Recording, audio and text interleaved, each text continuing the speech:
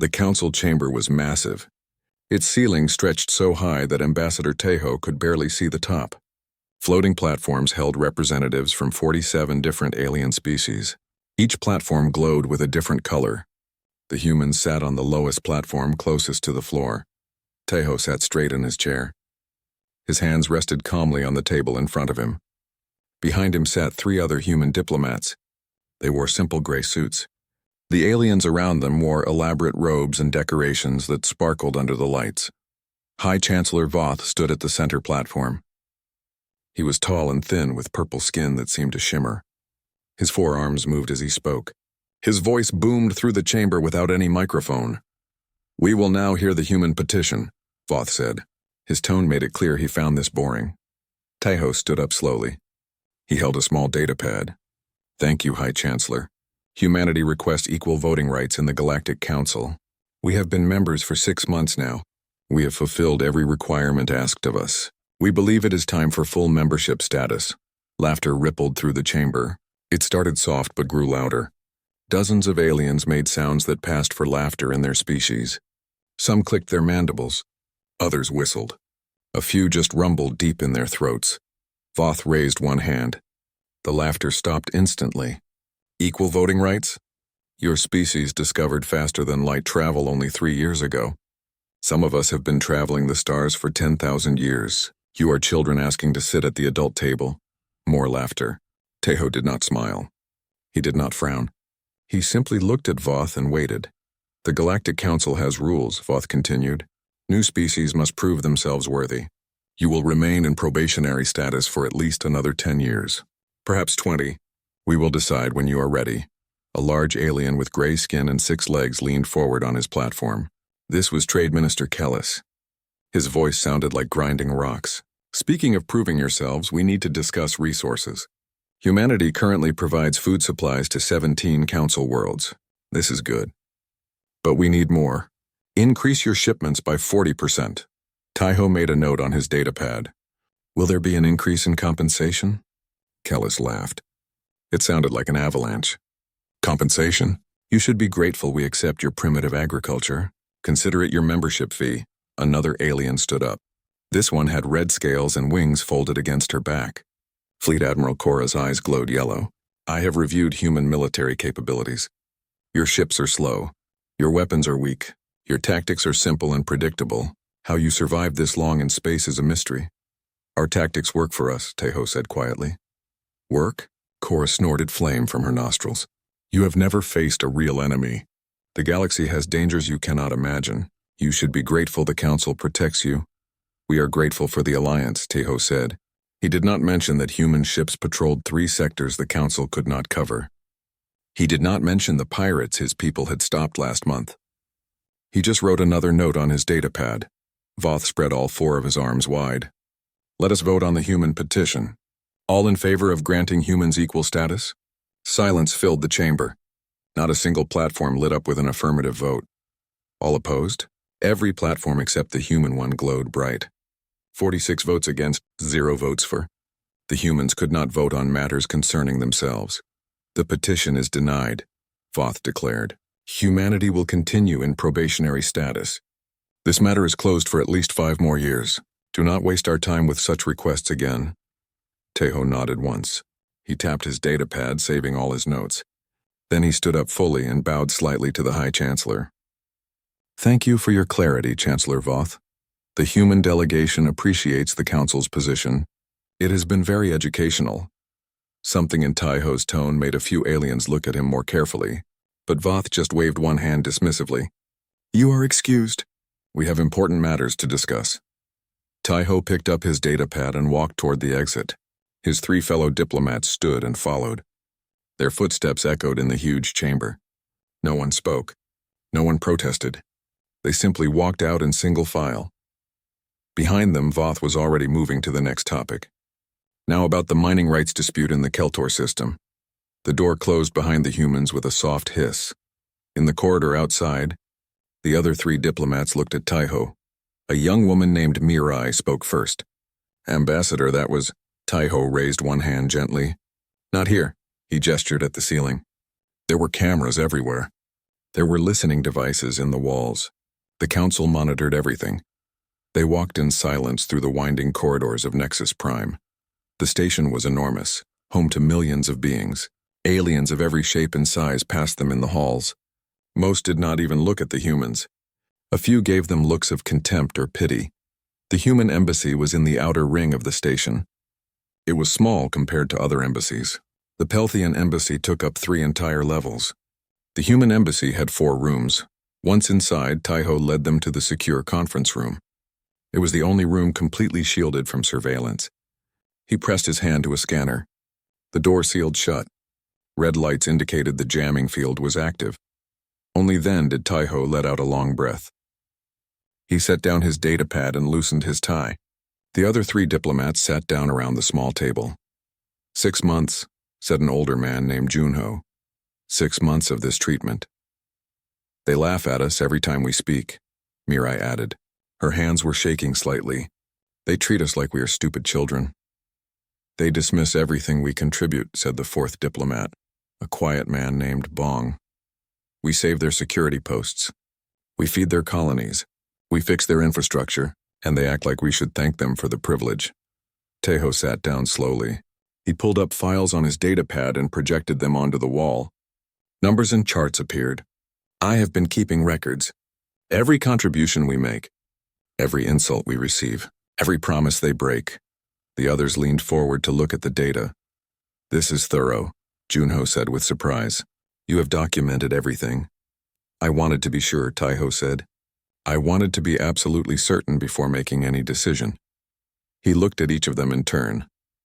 They will never respect us. Not in 10 years. Not in 20, not ever. We will always be the lowest platform in their chamber. Mirai's jaw tightened. So what do we do? Taiho stood up and walked to the window. Outside, he could see the darkness of space. In the distance, human ships floated in formation around the station. They were there to protect the council. To provide security, to help. We leave? Taiho said simply. The room went silent. Junho stood up. Leave? You mean withdraw our petition? I mean withdraw everything, Taiho said. He turned to face them. His expression was calm, but his eyes were hard. We withdraw from the council completely. We pack up, we go home. We let them handle everything themselves. They will panic, Bong said slowly. Perhaps, Taiho agreed. Or perhaps they will celebrate. Either way, it will be their choice to make. Not ours. Mirai looked worried. Ambassador, this is a huge decision. Should we not consult with Earth first? Taiho shook his head. I have full authority to act as I see fit. Command gave me that power specifically for situations like this. They trusted my judgment. He looked at each of them again. I am using that judgment now. We gave the council 6 months. We tried diplomacy. We tried patience. We tried cooperation. They answered with contempt. When? Junho asked. I need to make some calls first, Taiho said. But soon, very soon. This ends on our terms, not theirs. He pressed a button on his datapad. A communication channel opened. A woman's face appeared on the screen. She had short black hair and wore a military uniform. Captain Nari, Taiho said. I need to speak with you privately. How soon can you come to the embassy? The captain's eyes narrowed slightly. She had worked with Taiho before. She understood his tone. Give me 20 minutes, Ambassador. Thank you. Taiho ended the call. Then he opened another channel. This time to a tired-looking man sitting in an office full of screens showing trade routes and economic data.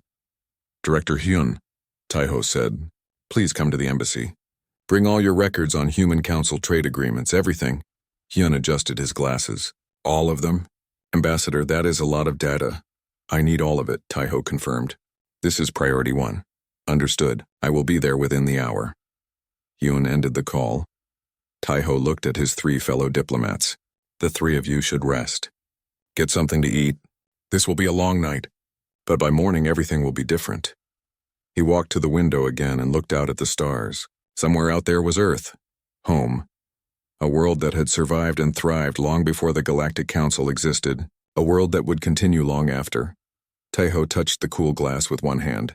His reflection stared back at him. Behind his calm expression was 6 months of anger, frustration, and disappointment. But also certainty. They had tried. They had really tried. Now it was time to stop trying and start deciding. The humans would leave. and the galaxy would learn what it had lost. Captain Nari arrived at the embassy exactly 20 minutes later. She wore her uniform perfectly pressed.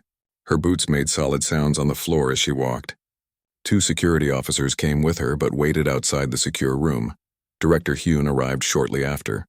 He carried 3 data tablets and looked nervous. His suit was wrinkled like he had been working for days without rest. Taeho gestured for them both to sit. He reactivated the secure room's jamming field. The red lights confirmed they were completely private. "Thank you both for coming so quickly," Taeho began. "I am going to be direct. Today the council rejected our petition for equal status. They laughed at us. They insulted us again," he paused. "I have decided humanity will withdraw from the Galactic Council entirely." Nari's expression did not change. She had seen this coming. Hyun looked shocked but said nothing. "Captain Nari," Taeho continued, "how many human personnel do we have in council space?" Nari answered immediately. 2,347. That includes military, civilian, medical, and technical staff. We have people on 17 different stations and 8 planetary bases. How quickly can we evacuate everyone? 48 hours if we start now, Nari said. 72 if you want it done quietly without causing alarm. I want it done professionally, Taeho said. Not quietly, not loudly, just efficiently. 48 hours is acceptable. He turned to Hyun. Director, what do we provide to the council? Hyun set his tablets on the table. His hands were shaking slightly, but his voice was steady. Where do I start? Food supplies to 17 worlds. Medical supplies to 23 facilities. We maintain communication relays in 4 sectors. We provide security patrols in 3 border regions. We run the main logistics network that coordinates trade between systems. He swiped through screens. We train their technicians. We share our agricultural methods. We help with infrastructure maintenance on 6 major stations. And what do we receive in return? Taeho asked. Hyun laughed bitterly. Very little, Ambassador. They pay us below market rates for everything. They claim it is our duty as junior members. I have been tracking this for months. We give far more than we receive. Good, Taeho said. I need you to prepare termination notices for every contract, every agreement, every arrangement. We will fulfill nothing beyond what we are legally required to do, and anything with a termination clause gets terminated immediately. That will cause chaos, Hyun warned. That is not our problem anymore, Taeho said simply. Nari leaned forward. Ambassador, I support this decision completely. My people are tired of being treated like servants, but I need to know your plan. What happens after we leave? Taeho stood and walked to the projected star map on the wall. He pointed to human space. We return home. We focus on our own development. We build our own alliances with species who respect us. The Council has shown us clearly that we are not wanted as equals, so we stop trying to be members of their club. They will not let us go easily, Hyun said. We are too useful to them. They cannot stop us, Nari replied. My fleet can protect our evacuation. We are not prisoners here. What about the people who depend on us? Hyun asked quietly. The hospitals where our doctors work. The stations where our engineers maintain life support. If we just leave, people might die. Taeho had thought about this. It was the hardest part of his decision. We will give them warning. Not much, but enough. We will send technical documentation for all the systems we maintain. We will leave behind medical supplies. But Director Hyun, answer me honestly. Will the council leadership care if we warn them? Hyun thought about this. No. They will ignore the warnings. They will assume we are being dramatic. They will not believe we would actually leave. Then we prepare as best we can and leave anyway, Taeho said. We cannot force them to listen. We can only control our own actions. He sent out the next call. A woman in a white medical coat appeared on screen. She had kind eyes but looked exhausted. Dr. Sora had been working in council hospitals for 6 months straight. Ambassador, she said, is something wrong? Dr. Sora, I need you to quietly prepare for immediate evacuation of all human medical personnel. Within 48 hours, I want every human doctor, nurse, and medic back on our ships. Sora's tired expression shifted to shock. 48 hours?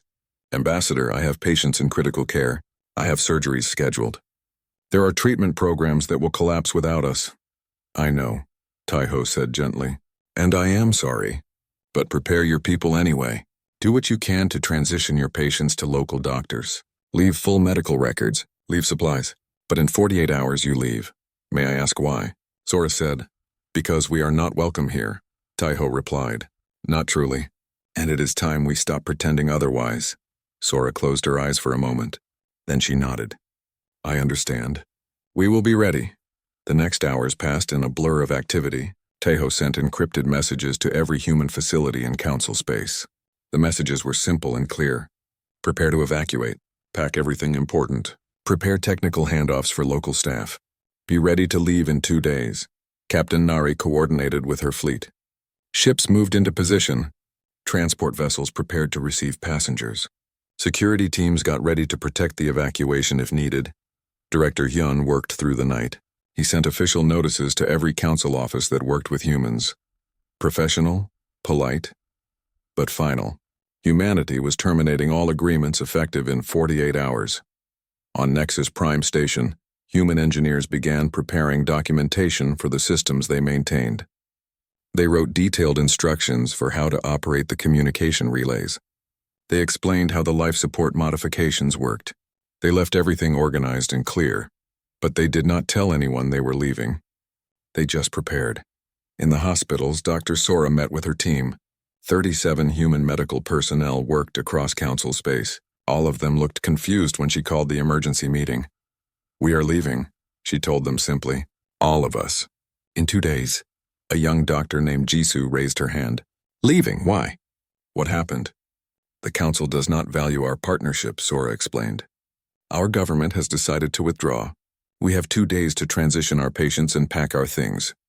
But my patients, another doctor protested, some of them will die without proper care. Then we train the local doctors as much as we can in 2 days, Sora said firmly. We leave detailed files. We leave medicine. We do everything possible. But we leave. It was difficult. Many of the human medical staff had grown close to their alien patients. They had worked hard to save lives. But they also understood. They had faced discrimination too. Alien staff who refused to learn from them. Administrators who dismissed their methods. Patients who did not trust human medicine. In the military sector, Captain Nari's orders went out to every human patrol ship. The messages were brief. Return to Nexus Prime, prepare for departure. Maintain full security protocols. Her officers did not question the orders. They trusted their captain. Within hours, human ships began withdrawing from their patrol routes. They left their posts carefully. They documented everything. But they left. On a mining colony in the Outer Rim, human engineers received their orders. They looked at each other in surprise but began packing. They had been helping the colony improve their extraction equipment. Now they stopped. They packed their tools. They prepared to go. Every human in council space received the same message. Every one of them began preparing to leave. Some were sad. Some were angry. Some were relieved. But all of them followed orders. Taiho worked from the embassy without sleeping. He coordinated everything. He answered questions from confused personnel. He confirmed departure schedules. He ensured nothing was forgotten.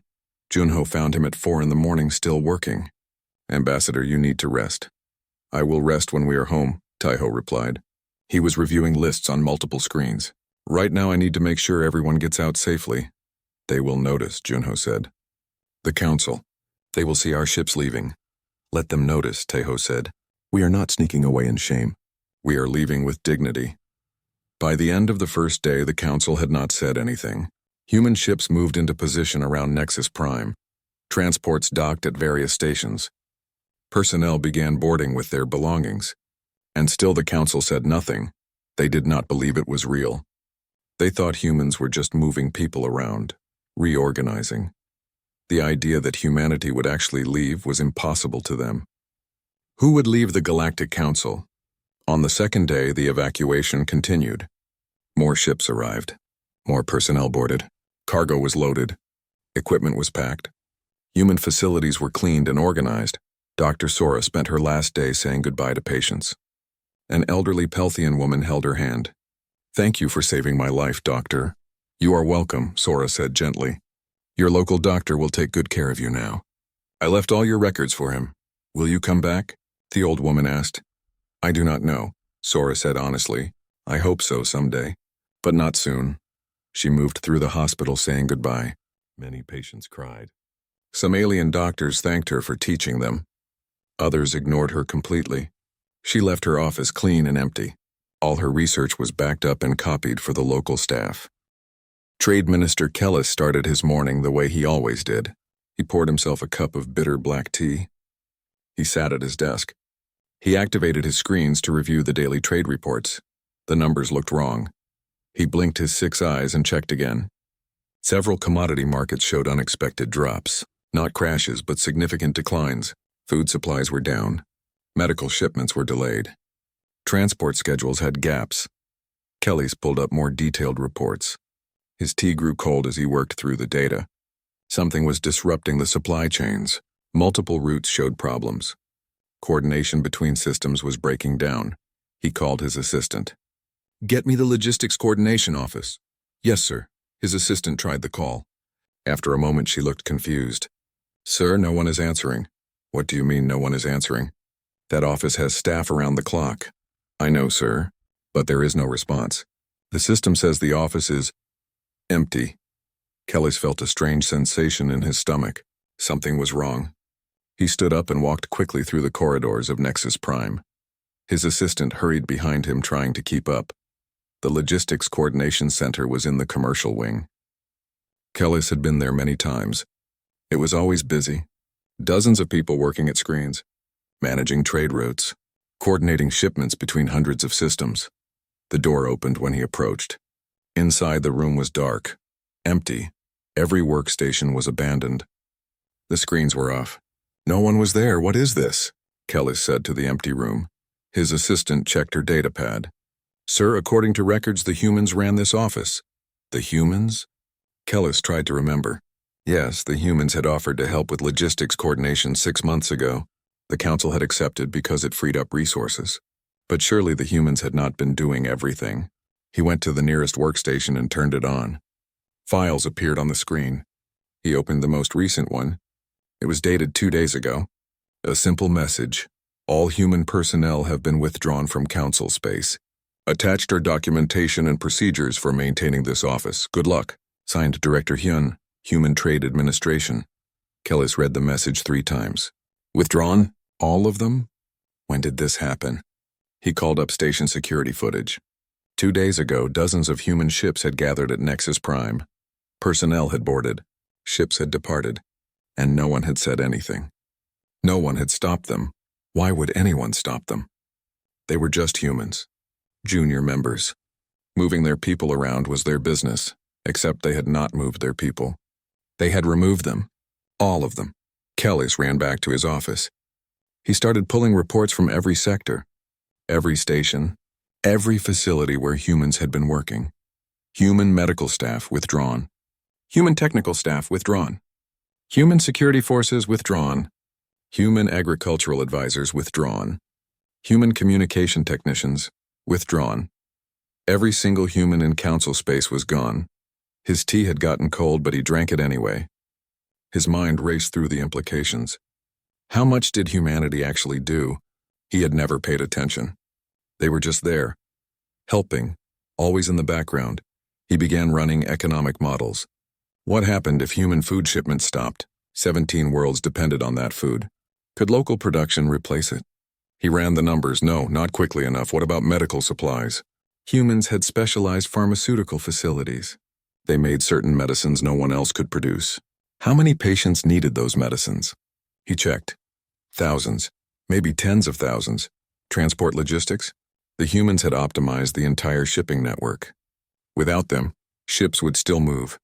But inefficiently, costs would rise. Delays would multiply. The more he looked, the worse it got. Humanity had been quietly essential, and now they were gone. Kellis grabbed his communication device. He needed to tell High Chancellor Voth. This was a crisis. But when he tried to call Voth's office, the communication system failed. Error message. Network problems, of course. Humans maintained the communication relays. He ran to Voth's office physically. His legs ached by the time he arrived, but he did not slow down. Voth's secretary tried to stop him, but Kellis pushed past. High Chancellor. Kellis burst into the office without knocking. We have an emergency. Voth looked up from his desk with annoyance. Minister Kellis, what is the meaning of this intrusion? The humans are gone, Kelly said, breathing hard. All of them. They left 2 days ago. Voth stared at him. Gone? What do you mean gone? Withdrawn from Council space completely. Every human. Every ship. They left. Why would they leave? Voth seemed more confused than concerned. Where would they go? Home, I assume. High Chancellor, this is serious. They were providing critical services across dozens of systems. Food, medicine, logistics, security. Without them, we have problems. Voth waved one hand dismissively. They were junior members helping out. We managed before they arrived. We will manage again. No, we will not, Kelly said urgently. He pulled up his data on Voth's desk screen. Look at this. 17 worlds depend on human food supplies. 23 medical facilities use human medicines. 4 sector communication systems require human maintenance. This is not minor, Chancellor. This is foundational. Voth studied the numbers. His expression slowly changed from annoyed to concerned. How did they become so integrated so quickly? Because we let them, Kelly said. Because they were efficient and helpful, and we took advantage of that. And now they are gone. On the other side of the station, Fleet Admiral Cora was having her own crisis. A junior officer had brought her the morning security reports. 3 separate incidents at border posts, all in the same night. How did 3 problems happen simultaneously? Cora demanded. Unknown, Admiral, the officer replied nervously. The border posts report they were short-staffed. Response times were delayed. Short-staffed? Why? The officer checked his data pad. Admiral, the human security forces withdrew 2 days ago. They were providing support at 17 different border locations. Cora felt her scales prickle with anger. And no one thought to tell me? Apparently they sent notification, but it was overlooked. Of course it was overlooked. Humans were just helpers. Their presence was taken for granted. Their absence should not matter, except it did matter. Cora pulled up military deployment maps. Without humans, she had gaps in coverage across 3 sectors. Large gaps, dangerous gaps pirates would notice. Raiders would notice. Anyone looking for weakness would see opportunity. Recall the 3rd and 7th fleets, Cora ordered. We need to cover these gaps immediately. Admiral, those fleets are assigned to the core world's defense. If we move them, I know what it means, Cora snapped. But we have no choice. Move them now. As the officer hurried away, Cora pulled up records of human military activity. What had they actually been doing? She had dismissed their capabilities as primitive, but looking at the reports now, she saw something different. Humans had been handling problems quickly and efficiently. Small conflicts, pirate raids, border disputes, things that would have required Council military attention, things that would have pulled resources from more important duties. The humans had been taking care of the small problems, so Council forces could focus on big ones. And Cora had called them weak, had mocked their ships and tactics. She felt something she rarely experienced. Shame. Across the station, more problems emerged. A hospital on the Pelthian homeworld called in panic. They were out of a critical medicine. The human doctors had left supplies, but those would only last a week. Could the Council send more? No one knew how to make that medicine. Only humans produced it. A communication relay in Sector 4 failed. It should have been maintained yesterday, but the human technician was gone. Local staff tried to fix it using the documentation the humans left. It was detailed and clear, but they did not understand all of it. The relay stayed down. Trade ships began missing their schedules. Without the coordination system the humans had run, routes got confused. Ships arrived at stations to find their docking slots taken. Cargo sat waiting for transport that never came. One day. These were just one day's problems. And already the cracks showed. Ambassador Thren watched all of this with growing worry. Thren was from a small species called the Yevith. His people were not powerful in the Council. They had learned to observe carefully and speak cautiously. Thren had noticed the humans leaving 2 days ago. He had tried to ask why, but the human embassy was empty. The staff were gone. No explanation given. Now he understood. The humans had not left randomly. They had been driven away, and the Council was too blind to see what they had lost. He went to find High Chancellor Voth. He needed to warn him. This was going to get worse. Voth's office was chaotic.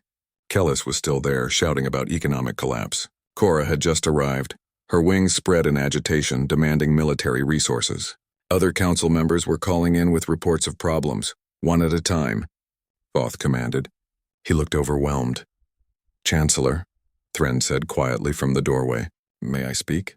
Ambassador Thren, unless you have solutions I do not have time for. I have been studying what the humans did, Thren interrupted. It was rude but necessary. They were more important than we realized, much more. If we do not address this immediately, the problems will multiply. 7 days had passed since the humans left. High Chancellor Voth called an emergency session of the full Galactic Council. Every member species sent representatives. The chamber was packed. Voth stood at the center platform. He looked tired. His purple skin seemed duller than usual. This emergency session will address the current crisis affecting Council operations. Trade Minister Kellis will present his findings first. Kellis moved to the presentation area. His 6 legs moved slowly, like he was carrying a heavy weight. He activated the main display. Numbers filled the air in glowing projections. Members of the Council, Kellis began. 7 days ago, humanity withdrew all personnel from Council space.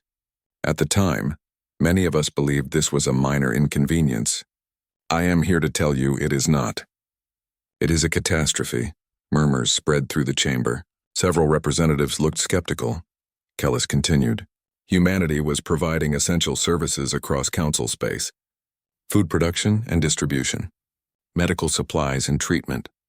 Logistics coordination. Infrastructure maintenance. Security support.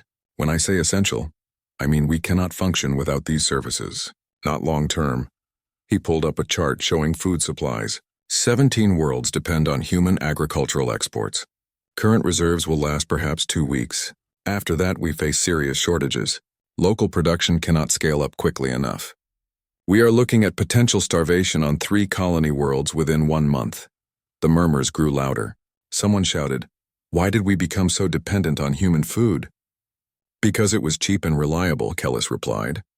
Because the humans were excellent farmers. Because we took advantage of their generosity and efficiency. We did not build our own systems because we did not need to. Now we need to, and it is too late. He moved to the next chart. Medical supplies.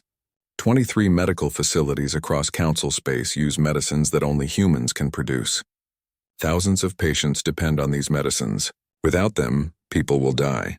Not immediately, but within weeks or months. We are already seeing the first cases. A council member from the medical committee stood up. Can we not simply acquire the formulas and manufacture the medicines ourselves?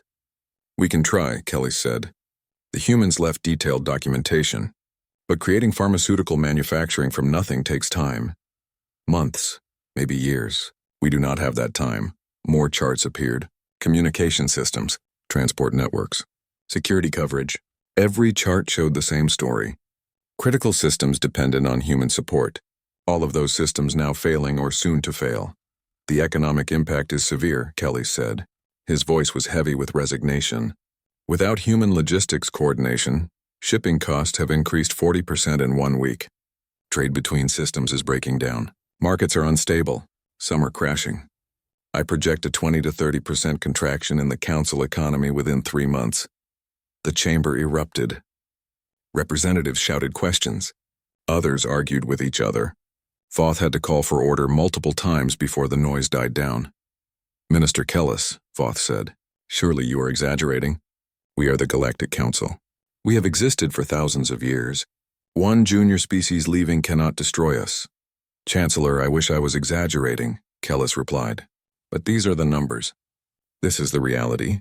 We built our systems on a foundation of human contribution. We never noticed because they worked so quietly and efficiently. Now that foundation is gone. Fleet Admiral Cora stood up next. She did not wait for permission to speak. I must add military concerns to Minister Kellis's report.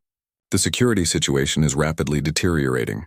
She activated her own display. Star maps appeared showing council space. Red marks indicated problem areas. There were many red marks. When humans were here, they provided security support in 17 border regions, Cora explained. Small problems. Pirate raids. Border disputes. Smuggling operations. They handled these efficiently so council forces could focus on major threats.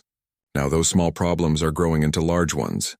She pointed to one cluster of red marks. Sector 7. 3 pirate groups are now operating freely. They know we cannot respond quickly. They are raiding shipping lanes and colonies. 2 merchant vessels were destroyed yesterday. Another cluster. Sector 9. A territorial dispute between 2 minor species has escalated to armed conflict. Without human mediators and security forces, we have no one to intervene. Council forces are too far away. More red marks kept appearing as she spoke. Sector 4. Sector 12. Sector 15. All showing increased hostile activity. All areas where humans previously provided security. Why can we not simply move our forces to cover these areas? Someone asked. Because we do not have enough forces, Cora said bluntly. Our military was designed to handle major threats. Strategic defense, large-scale operations. The humans were handling the small daily threats. Without them, I must pull ships from core world defense to cover border regions. This leaves our most important systems vulnerable. She closed her display and looked around the chamber. In short, council space is becoming more dangerous every day. Pirates know we cannot protect our territory. Raiders know we are stretched thin. Every hostile force in the galaxy is watching and waiting for opportunity. The chamber fell silent. The reality was sinking in. This was not a temporary inconvenience. This was a fundamental crisis. Ambassador Thren stood up. His small form looked even smaller in the huge chamber. Chancellor, I believe we must consider diplomatic outreach to humanity. No, Voth said immediately. I have already rejected this proposal. Chancellor, please reconsider, Thren pleaded. Pride should not prevent us from, this is not about pride. Voth's voice boomed. His forearms spread wide in anger. This is about principle. The humans abandoned us. They left critical systems unmaintained. They walked away from responsibilities they had accepted. What kind of message does it send if we beg them to return? Perhaps the message that we value partnership and recognize our mistakes, Thren suggested quietly. Several council members nodded. Others looked uncomfortable. The mood in the chamber was shifting. Voth saw this and changed tactics. Even if we wanted to negotiate, what would we offer them? Equal voting rights? Full membership status? They did not earn those privileges. They have been here only 6 months. Some species wait centuries for full membership. Maybe the system is wrong, Thren said. Maybe measuring worth by time is foolish. Maybe we should measure by contribution. And the humans contributed more in 6 months than some species do in centuries. You overstep, Ambassador Thren, Voth warned. The Council's membership structure has worked for thousands of years. Has it? Thren challenged. He gestured at the displays still showing charts of crisis. Because from where I stand, it drove away the most valuable partners we had. The system is clearly broken. Voth's expression darkened. This session is about addressing the current crisis, not about restructuring the Council. We will adapt to the humans' absence. We will reallocate resources. We will increase our own production and security. We are the Galactic Council. We will endure. But even as Voth spoke with confidence, alarm klaxons began sounding. Emergency lights flashed red throughout the chamber. What is happening? Voth demanded. A technician ran into the chamber. Chancellor, we have a critical system failure. Life support is degrading in sections 20 through 40. How is that possible? The automated maintenance systems are failing. They require specialized knowledge to repair. The human technicians who maintained them are gone. More alarms joined the first. Throughout Nexus Prime Station, systems began failing, one after another, like falling dominoes. Get repair teams to those sections immediately, Voth ordered. Sir, we are trying. But the documentation the humans left is complex. Our people do not fully understand it. They are working as fast as they can, but the lights in the chamber flickered. Emergency power kicked in. The floating platforms wobbled slightly. Panic spread through the assembled representatives. Some began moving toward the exits. Others activated personal communication devices calling for their ships. Everyone remained calm, Voth shouted, but his own voice carried a note of fear. Kellis approached Voth quickly. Chancellor, we need to evacuate. If the life support completely fails, we cannot evacuate the entire station, Voth said. Millions of people live here. Then we need to fix the systems, and we need help to do it. I will not beg the humans for help, Voth insisted. Then you will let people die because of your pride? Kellis stared at Voth with all 6 eyes. Is that the legacy you want? Before Voth could answer, more technicians ran in with reports. Power grid failures on 2 other major council stations. Communication breakdowns across multiple sectors. A hospital ship lost life support and was broadcasting distress signals. The catastrophe was accelerating. What had been manageable problems 1 week ago was now a cascading disaster. Every system the humans had touched was failing. And there were so many systems. Cora received an urgent message. She listened and her scales turned pale. Chancellor, I must leave immediately. A border station is under attack. Pirates. They chose now because they know we cannot defend it. Go, Voth said. Do what you can. As Cora rushed out, more bad news arrived. Food riots had broken out on 2 colonies. Ambassador Thren's small ship crossed the border into human space. His scanners showed no other vessels nearby, just empty darkness and distant stars. He broadcast continuously on all frequencies. This is Ambassador Thren of the Yeveth people, representing the Galactic Council. I request permission to approach human territory. My intentions are peaceful. I am alone and unarmed. For 2 hours he received no response. He kept broadcasting, kept moving slowly forward. If the humans wanted him to leave, they would tell him. Until then, he would continue. Finally, a response came. A woman's voice, calm and professional. Ambassador Thren, this is Captain Nari of the Human Defense Fleet. You are being tracked. Maintain current speed and heading. Any deviation will be seen as hostile. Understood, Captain. Thank you for responding. Why are you here, Ambassador? Thren chose his words carefully. I need to speak with your leadership about the situation in Council space. The situation that you created? The question was not angry, just factual. But it stung. Yes, Thren admitted. The situation we created. May I approach to speak in person? A long pause. Then, continue on your current heading. You will be escorted to one of our diplomatic vessels. Any aggressive action will result in your immediate destruction. I understand. Thank you, Captain. Within an hour, 3 human ships appeared on his scanners. They were smaller than Council warships, but moved with precision. They took positions around his vessel, not threatening, but clearly in control. Ambassador Thren, Captain Nari's voice returned. Follow the lead ship. Do not deviate. Acknowledged. They led him deeper into human space. Thren had never been here before. Few Council members had. The humans were new to space travel. Their territory was small compared to the vast Council space. But as Thren looked at his scanners, he noticed something. Human space was busy. Ships moved between stations. Construction was everywhere. They were building fast. Expanding quickly, a large vessel appeared ahead. Not a warship, a diplomatic ship, clean and functional without decoration. The human ships guided Thren to a docking bay. You are cleared to dock, Captain Nari said. You will be met by security. Do not resist. Do not make sudden movements. We will ensure your safety, but we will also ensure ours. Of course, I understand completely. Thren docked his small ship. The airlock opened. 4 human security officers waited outside. They wore simple uniforms and carried weapons. Their faces showed no emotion. Ambassador Thren, one said, please come with us. You will be searched for weapons and recording devices. This is not optional. I expected nothing less, Thren replied. He submitted to their search calmly. They were thorough but professional. They found nothing because he had brought nothing. They led him through clean corridors to a conference room. It was simple. A table, chairs, no decoration. Just functional space. Wait here, the security officer said. Someone will be with you shortly. Thren sat and waited. He noticed cameras in the corners. They were watching him. Good. He had nothing to hide. After 20 minutes, the door opened. A man walked in. Thren recognized him from council sessions. Ambassador Teho, the human who had sat through 6 months of insults with quiet dignity. The man who had finally decided humanity deserved better. Ambassador Thren, Teho said. He did not extend his hand. Did not smile. Just nodded politely. Ambassador Teho, thank you for seeing me. Why are you here? Teho sat across the table. His expression was neutral, unreadable.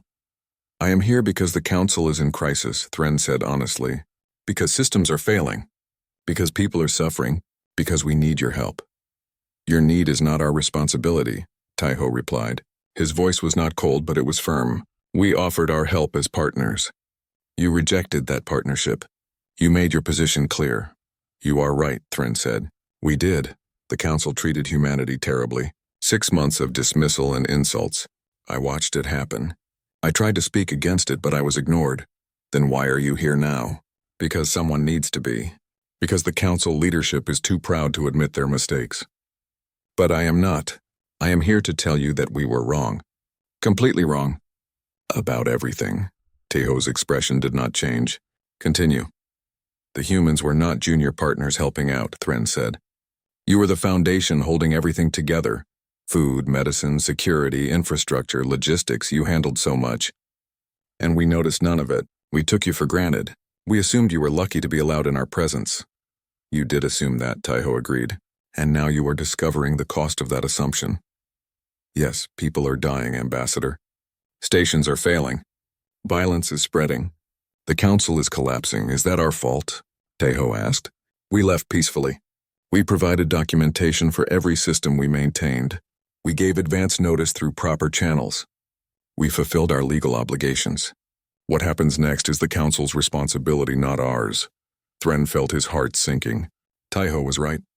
Technically, humanity had done everything correctly. They owed the council nothing. You are right, Thren said, but I am asking anyway. Not demanding, not ordering, asking, please help us. Not for the council's sake, for the people who are suffering. The same council that laughed at us, that rejected our petition without discussion, that increased our workload without compensation, that insulted our military and dismissed our contributions. Teho's voice stayed calm, but Thren heard the anger underneath. That council? Yes, Thren said quietly. That council. Which was wrong. Which was cruel. Which treated you with contempt you never deserved. He met Taiho's eyes. But Ambassador, there are millions of ordinary people in council space who never insulted you. Who benefited from your work without knowing it. Children who need medicine. Families who need food. Workers who need secure borders. Are they responsible for what the council leadership did to you? Taiho was silent for a long moment. His fingers tapped the table slowly. You're good at this, Ambassador Thren. Appealing to our compassion. Making us feel responsible. I am appealing to your humanity, Thren said. Because in my observation, that is what makes you different. You care about people. Even people who have wronged you. You value life over pride. At least I hope you do. Another long silence. Then Taiho stood up and walked to the window. Outside stars glowed in the darkness. Tell me, Ambassador, Taiho said without turning around. What does High Chancellor Voth think of your mission here? He authorized it, reluctantly. He said if I succeed, it is the council's success. If I fail, it is my failure. Of course he did. Taiho laughed bitterly. Even now he will not take responsibility. He turned to face Thren. What does the council offer in return for our help? I am authorized to negotiate, Thren began. That was not my question, Taiho interrupted. I asked what the council offers. Does Voth finally acknowledge we deserve equal status? Does he admit the council was wrong? Does he promise real partnership instead of servitude? Thren hesitated. He did not give me specific authorization for those terms. Then you have your answer, Taiho said. The council wants our help but is still too proud to treat us as equals. They want us to save them so they can go back to dismissing us. No, Thren said desperately. I will not let that happen. If you help us, I will make sure the terms are fair. I will fight for your equal status. You? Taiho looked at him sadly. You are one voice among 47 species. A small species with little power. You tried to defend us before and were ignored. What makes you think this time will be different? Because now they are desperate, Thren said. Now they have no choice. They will accept terms they would never consider before. Taiho returned to his seat. He pulled out a datapad and began typing. What you are saying is that we should take advantage of their desperation. Demand whatever we want while they are weak. I am saying you should demand what you deserve, Thren corrected. Equal status. Fair treatment. True partnership. These are not unreasonable requests. They were unreasonable to the council 7 days ago. 7 days ago, the council was blind and stupid. Now reality has forced open their eyes. Taiho stopped typing and looked at Thren with something like respect. You are honest, Ambassador. That is rare in council politics. I have nothing to gain from lies, Thren said. My species is not powerful. We survive by being useful and trustworthy. Right now, I am trying to be both. Taiho nodded slowly. He thought for a long moment. Then he stood. Wait here. I need to make some calls. He left the room. Thren waited alone for almost an hour. He heard voices in the corridor but could not make out words. He wondered if other human leaders were being consulted. He hoped they would be more sympathetic than Taiho seemed to be. Finally, the door opened again. Taiho returned with Captain Nari and Director Hyun. They all sat down across from Thren. "We have discussed your request," Taiho said. "We are prepared to provide humanitarian assistance to Council Space. Medical supplies, food, technical support for critical infrastructure. We will do this to prevent unnecessary deaths and suffering." Thren felt relief wash over him. "Thank you. The Council will be—" "I am not finished," Taiho said firmly. "This assistance is conditional. We will send aid ships to help with the immediate crisis, but we will not return to Council Space permanently.